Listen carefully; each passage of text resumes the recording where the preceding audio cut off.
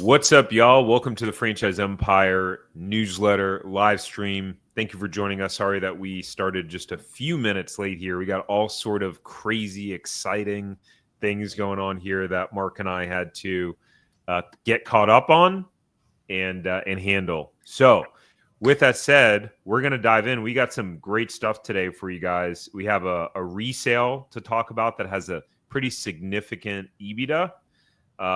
We'll talk about Jersey Mike's. We'll talk about breaking down Arby's franchise, some other things like becoming a top performing franchisee. All today, we're going to cover it. So if you're new here, my name is Tarek Johnson. I'm the CEO and founder of Franchise Empire, and I'm here with the man, the myth, the legend, Mr. Mark Magerman, who is the head of our brokerage team. Hello, Mark. Hello, Tarek. All right. So if you guys are watching live, drop us just a comment real quick. What city and state are you tuning in from? Whoops. And if you're watching the replay, drop us a comment. Let us know that you're watching the replay. We're going to get started here with this resale. And very quickly before we do, we've got to stay compliant. All right. You saw it. All right. So let's talk about this resale. So this is a confidential resale. Again, I've mentioned this before recently. Some of these franchisors have asked that we keep these resales confidential and private unless we, meet one-on-one with someone, verify that they're qualified, and until then, keep it confidential. By the way, hello, Mark from New Jersey. Nice. Hello, Peter from New York, representing the Northeastern. Mark's there in Boston, so you guys would have that would make an interesting room. It would. Boston and New Yorkers get along real well. And throw someone from New Jersey in the mix too. There you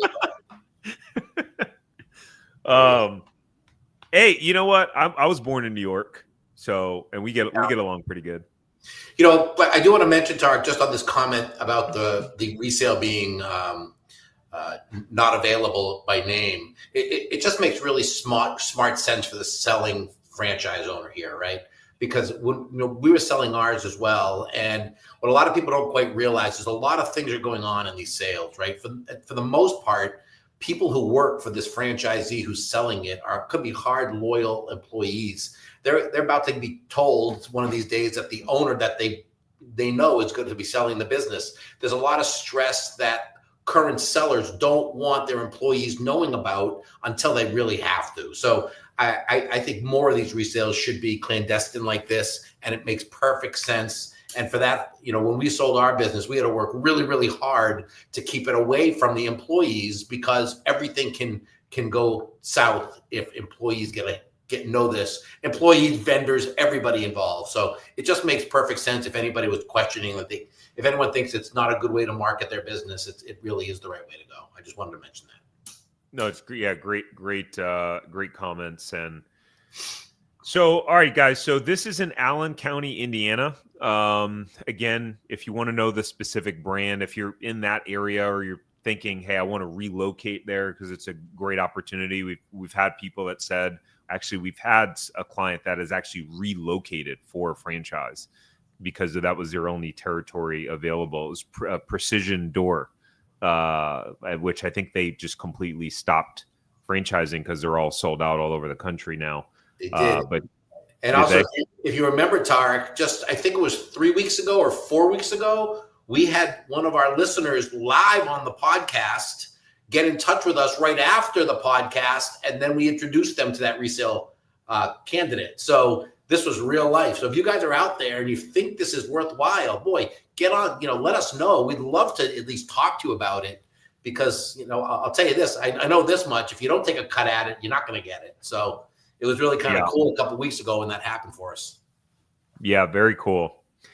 All right, so last year revenue, 2024 revenue of $1.47 million. They have EBITDA, earnings before interest, taxes, depreciation, amortization of $304,000. Asking price of $1.2 million. It's in the outdoor home service industry. This specific location started in 2016, so been up and running for 9 years now. They got eight employees. there's $835,000 of furniture, fixtures, and equipment that is included in the sales price, which is significant. Whether that's, the depreciated value, who knows, but that's still pretty significant. The additional nearby territories are still available and unpurchased for the individual who said, hey, I want to expand and really build your franchise empire. See what I did there? 2 weeks of training included from the previous owner and additional training from the franchisor as well. So overall, our take on this, I'll go over a couple of things on my end and then pass it over to Mark. Really finding any resale with $300,000 of EBITDA is rare. And that's a pretty solid opportunity, assuming all the numbers check out when you look at the financials. We have people banging down our door all the time, asking for resales that are producing multiple six figures to the bottom line. So interesting opportunity if you're in that market. Great opportunity for a full-time owner, right? So something like this, if it's your first crack at business ownership, you better have strong leadership experience. You've hired, you've fired, you've managed teams. This is not the opportunity for someone who's never managed people ever before. A resale like this, that would be like, hey, I'm going to learn how to drive for the first time in like a Ferrari or a Lamborghini. Where like if you press it too hard, you could go smashing into a wall. It's hard to control. Excuse me. I'll let you hit the rest, Mark, because I know that kind of covers some of your favorite points that you like to hit. Just to augment the point Tarek just made, if you buy this business, you're also inheriting 8 employees who've probably been there for a while.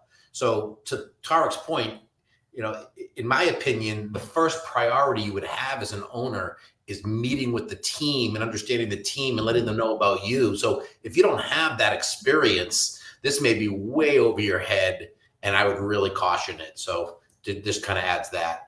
The business is fully staffed, 4.7 Google rating, which, as we know, is critically important in the home service business. Obviously, I think it's important.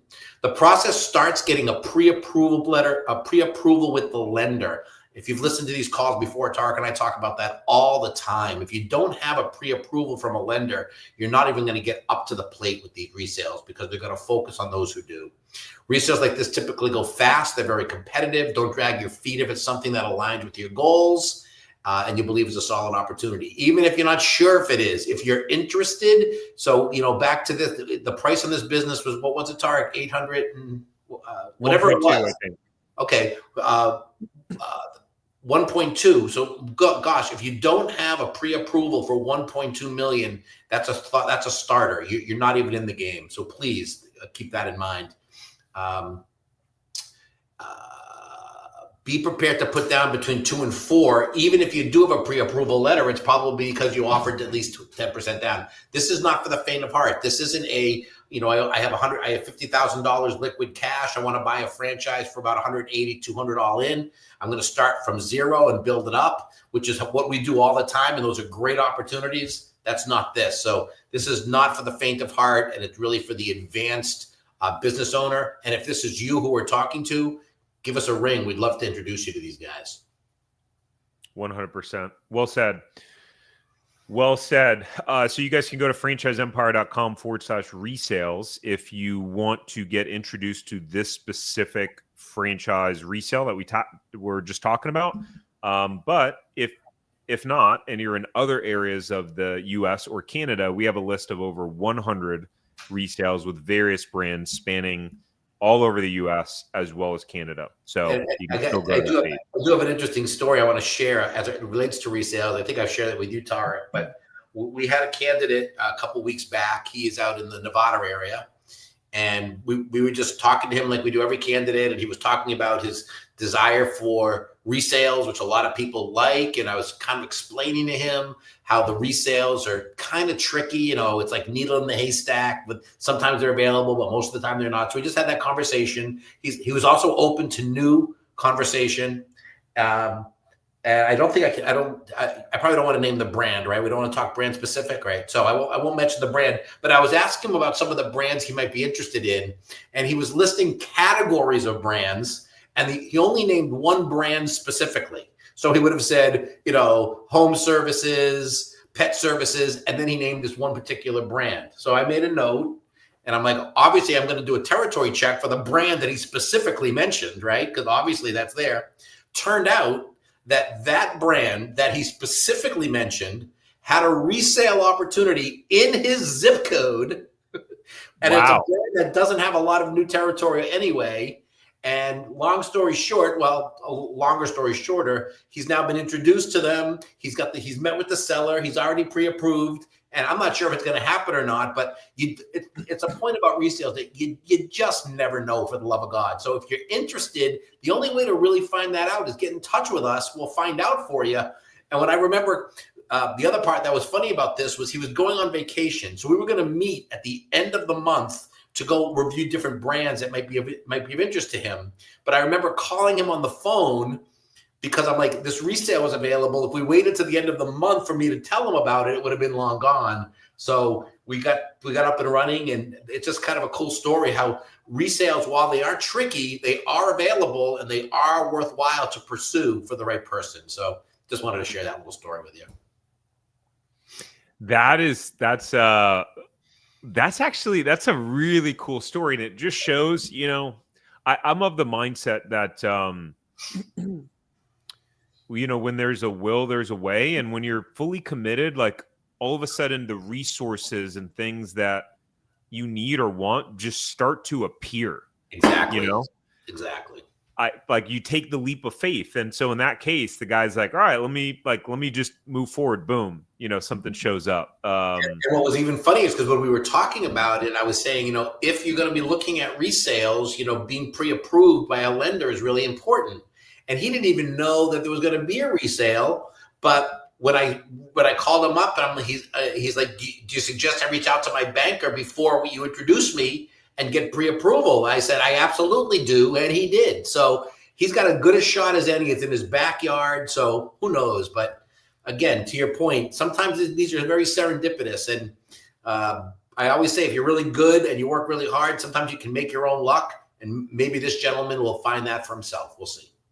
Boom. And we just had a client that just bought a resale with a very strong brand. So again, it's one of the things that make us unique, like not to toot our own horn too much, but it's rare that you would be able to work with a franchise broker.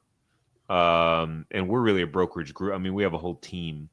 And then that presents resales or even understand them. And that's part of our leg up. We have, besides Mark, we have some heavy hitters on our team that have been there, done that in terms of building businesses. And you know what?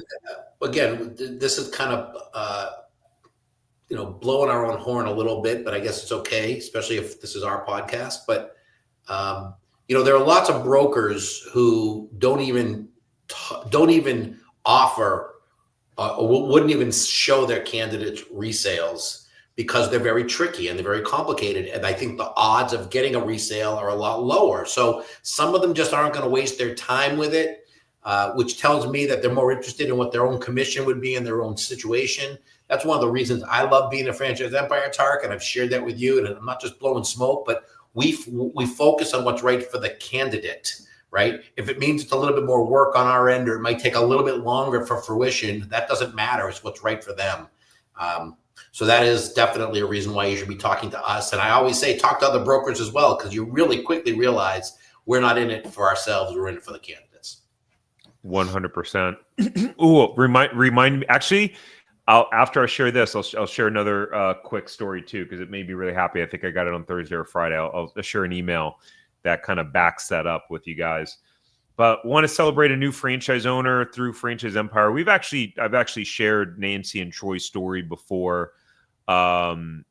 Nancy was a nurse and Troy did work in IT. I know why Allie put this in here. Gosh, Allie's sharp. That's really good.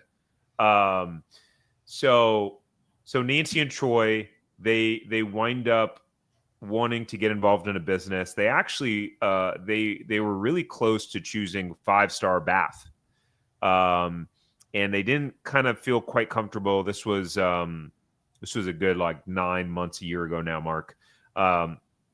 And then they wind up really being more interested in senior care because of her background in nursing. And Troy initially, I think, wasn't going to leave his job. He did wind up deciding to leave his job so they can both go all in, which happens a bunch too. We start working with people. They're like, I'm going to keep my job. I'm going to, do the franchise thing. But then as they do the due diligence and like kind of get excited, talk to their owners and understand the fuller potential, right? Like with competence, the more competent and educated you are about something, it creates confidence. That's what I remember when I first got into sales at 18 years old. They say, with competence comes confidence. And so as you start to do due diligence, talk to these franchisees, you become more confident in your ability to build a business, replace your income, because you're like, oh yeah, I now know more. Anyways, they both decided that they wanted to go in full time. I just got an email from Troy last week, and he said, "Hey Tarek, I wanted to introduce you to a guy that used to work for my company or works for the company I used to work with. They decided to adopt AI in the company, and they're laying off X number of people, a bunch of them. And so we really enjoyed working with you guys and so on and so forth. And so I wanted to connect you." And I sent that to Josh and Allie on our marketing team, and the screenshot. And I didn't even think about it. But Josh was like, you guys like changed that guy's life. Like he might have been one of the ones that got laid off. And I was like, oh man, that's so true. So like that's the interesting thing. Like, even if you do plan to keep your job, with everything that's happening with layoffs and AI and all that stuff, like you never know.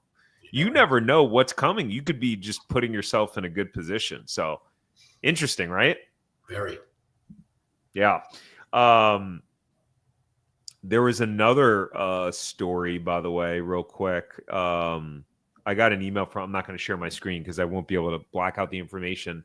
So as you guys may or may not know, one of the things that makes us different too is we provide our clients with this whole online training system on how to buy a franchise and do due diligence and supporting them from the beginning to when they launch. For free, by the way, for free. Yep. For free. And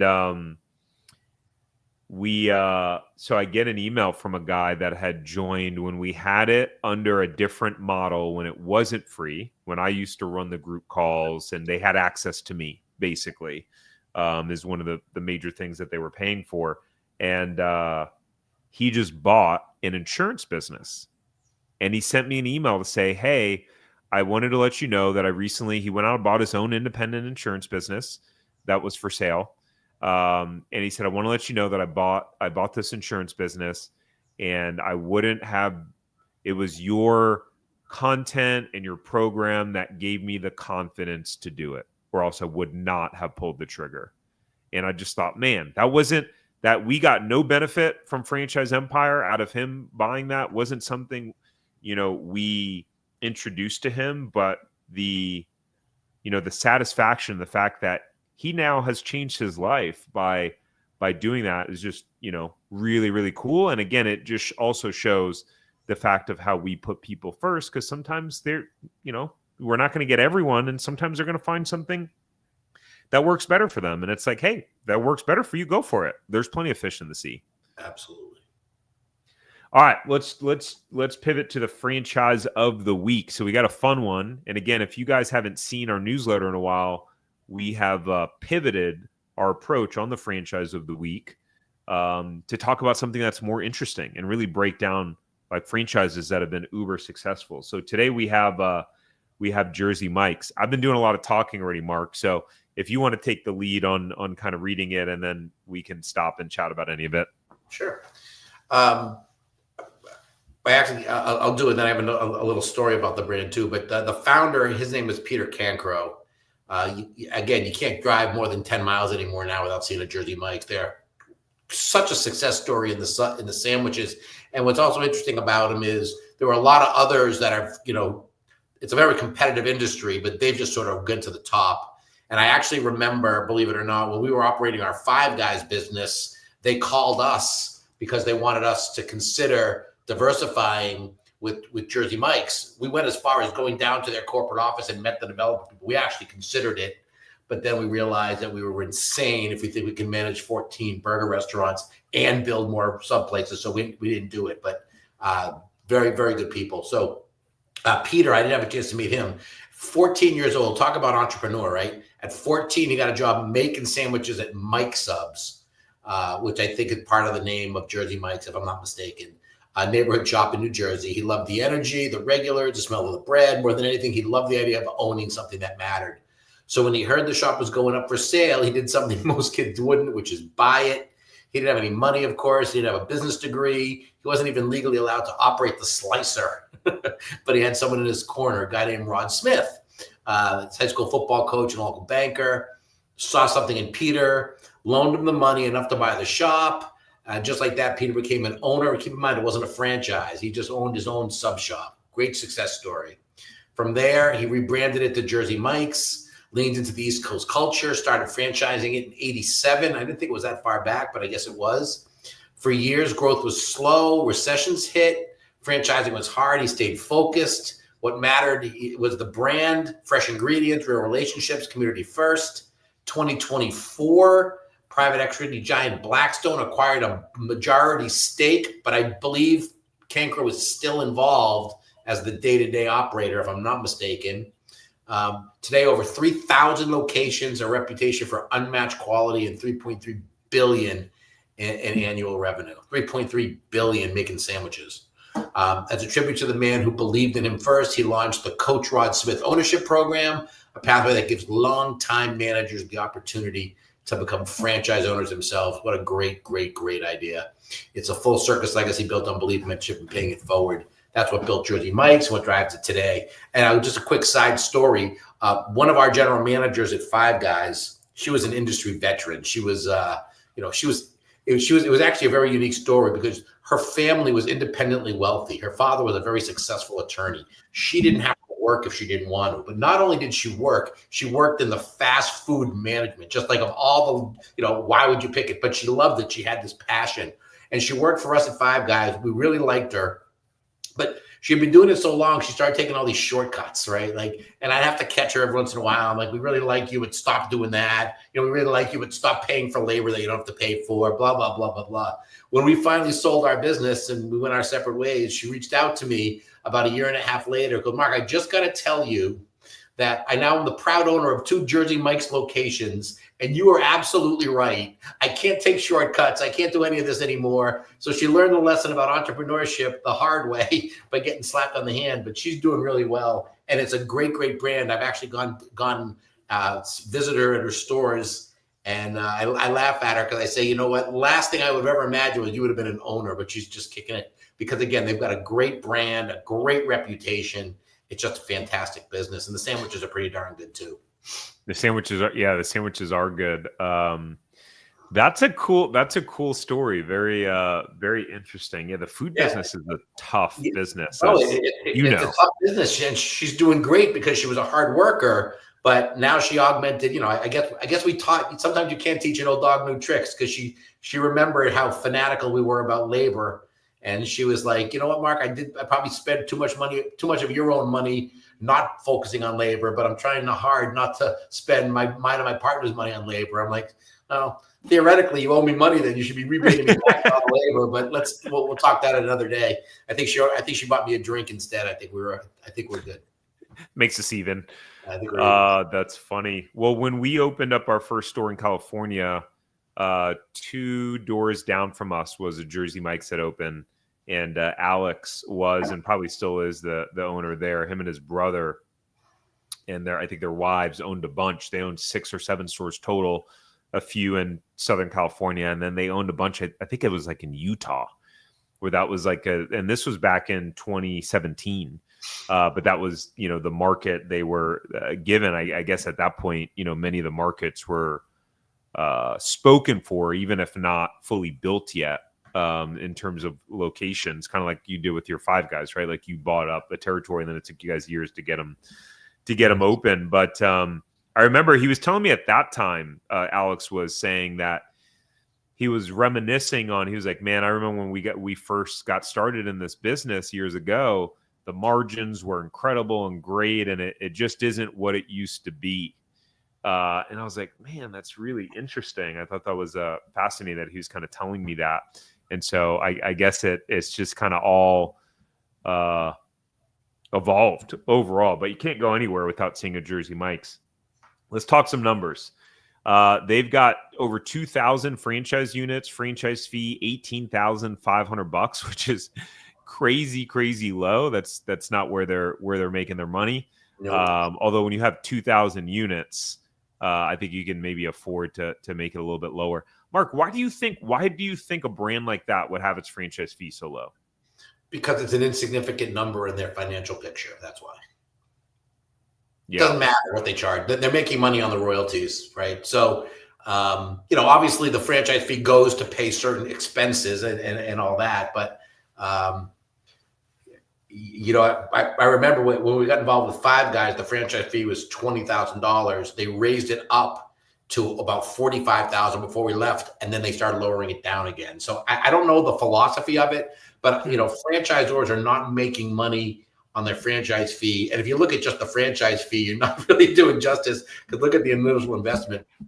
I don't even know why it's at 181 to 903. I don't know how you're going to get a Jersey Mike's up and running for 181, but it's more like 1.4 million, which includes the 18,500 franchise fee. So it's kind of a misleading number in many, many ways when you're dealing with these type of costs, because the big cost regarding this is the cost of acquiring your space, building it out, getting it equipped. That's where the cost comes in. Yeah. All right. So marketing fee, 4%, royalty, 6.5%. You got to spend a certain amount of money on your grand opening advertising. And that should be looked at as really an investment, is what that should be looked at. Initial investment, 181,000 to 1.4 million. I have, to Mark's point, I imagine the 181 is like a rare conversion, or like something else went out of business that had a very similar setup, and they were able to pretty much just step in.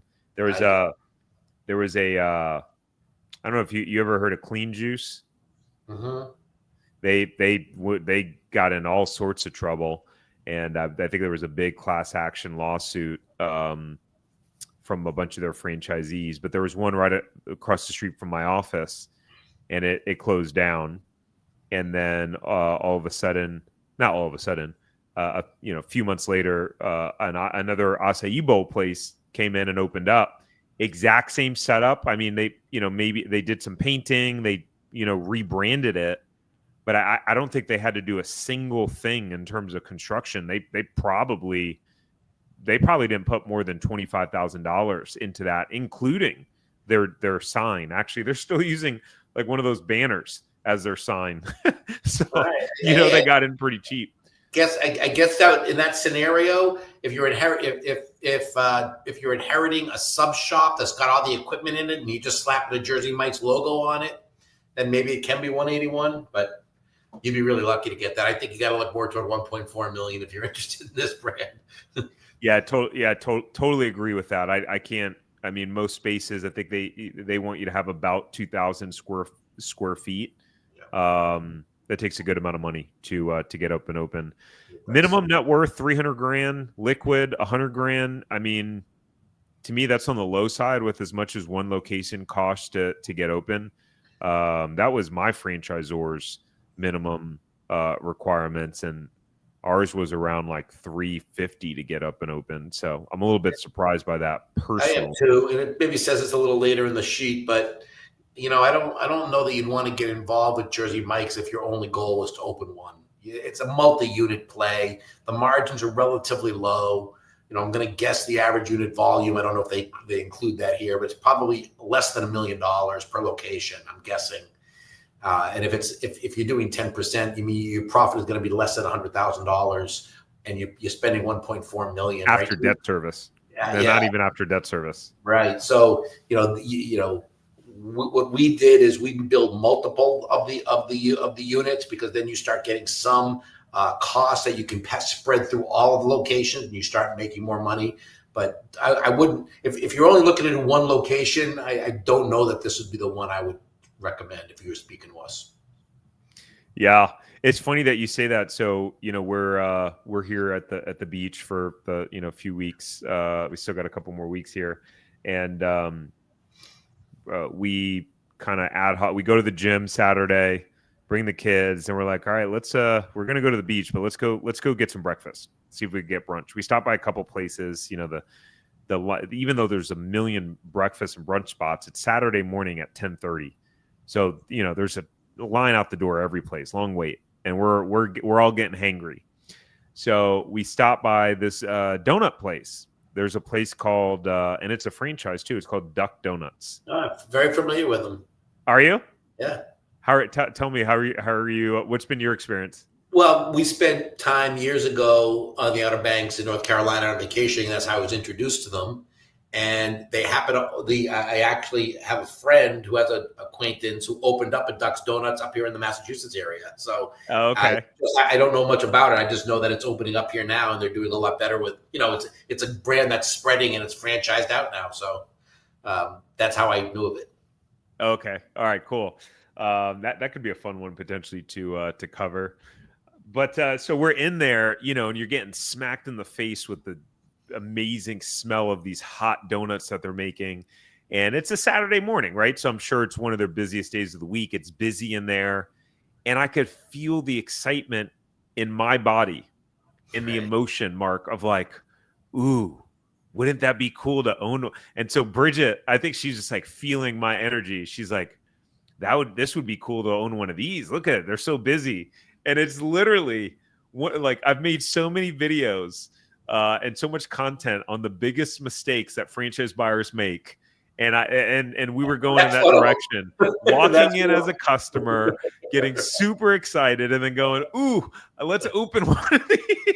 The shiny penny syndrome. Yeah, that's not the way to go. But again, chances are, if you did it, you'd probably make it successful out of it. But yeah, you're right. But there was nothing more satisfying in my franchising days than when you do all the work and you open up your business and the place is jam-packed and you're watching it and you're just really proud of the work that everybody did. It's a really, really good feeling. It kind of augments and cements why you did what you chose to do. Yeah, for sure. Well, and to tie that all back, when you were saying it, if you're going to do a Jersey Mike's, don't do one. That's not why you're doing it. You need multiple. That was exactly what I said to Bridget. I said, we would really need 3, 5, 10 of these, to do anything significant. I think we both got our hands full anyways. We're good. Right. We're good. In terms of, I'm in the wrong browser. I won't have the marker. So in terms of sales that they list, out of their 2,200 restaurants, the average sales, they show 1.3 million. Median, that's surprising 1.2. to me. That's very surprising. I thought it'd be lower than that. That's very interesting. Yeah. 1.3 is it's still from a sales to investment ratio. I mean, I'd say the average store is probably close to $1 million to open. Still not an ideal sales to investment ratio, I would say. And again, if you're doing 10% fully allocated, you're doing well, which means your profit after everything is $133,000. It takes a long time to build back up that $1 million worth of expense that you built into it. So, well, especially if you have at that point a $700,000-$800,000 loan. Exactly. You're basically you're not able to pay yourself really anything. Correct. The lowest franchisee is $472,000, highest $4.1 million. So we're not going to cover all of these shenanigans here. I don't know that they're shenanigans, but we're not going to cover all these other details. If you want to see them, make sure you go to franchiseempire.com/newsletter, and you can get access to that. Actually, here, let me click this bad boy right here. And I'll drop the link. You can go read it if you're not on our email list and got this in your inbox 8 a.m. Sunday morning. Then you can click that link and you can go read it has the whole thing that we covered on our website. thanks to our marketing team. That's it, and that's all except for most recent content. So I started making these shorter videos that I think you guys will enjoy, going over the biggest names in franchising and breaking down their cost, their sales, the average sales, their fees, as well as a little bit of a backstory. Basically, what we're doing here with the Jersey Mike's, doing that for other name brands, but in a more kind of entertainment, higher production style, outside of like Mark and I just shooting the breeze on it. But it's on Arby's. So we break down Arby's franchise, startup costs, sales volume, all that good stuff. So if you want to check it out, you can watch it on YouTube. Go to the Franchise Empire YouTube channel. You can listen to it on podcast platforms. We now have 2 videos going live every week on the Franchise Empire YouTube channel, guys. We've upped our game. So we'll have one of these more entertainment style ones breaking down a franchise, as well as an actual podcast. In this case, I interviewed Guy. His name is pronounced Guy, Guy Coffey. And he was not only a very successful franchisee and still is with Anytime Fitness. I think he said they've owned 6 or 7 over their span of being franchisees with them for over 20 years. But he was also a franchisor, Mark. He started a company he became a franchisor, and he had an exit to I think the Riverside company, actually. So super sharp guy, great to talk with, and you guys will learn a lot from him because he's been very successful. So I'm gonna watch it myself. Actually, I haven't seen it either. I love stories like that, and self-made people like that are just right up my alley. Yeah. Likewise. I know. I love hearing stories of people winning. It's the best, and it's really, really inspiring. Yeah. And again, 99 times out of 100, they're winning because of the effort that they put in, right? It very few stories are, I woke up one day and I have a joke where you don't just wake up one day on third base thinking that you hit a triple, right? Usually you get there by working hard. So most of these success stories come from hard work, not gifted. And if you can make it by getting gifted, I'm envious. Yeah, there's a book called Success is Not an Accident. Not that we needed a book to point it out, but it's a good book. God, what was the name of the guy that oh man, I forget what it is. But anyways, guys, if thanks for tuning in. If you want to learn more about franchises available in your area, you go to franchiseempire.com/check territory. And our team can check for you. And as always, Mark, thanks for making this fun. Likewise. Thank you, Tarek. Always fun. Talk to you soon. All right, thanks. Bye.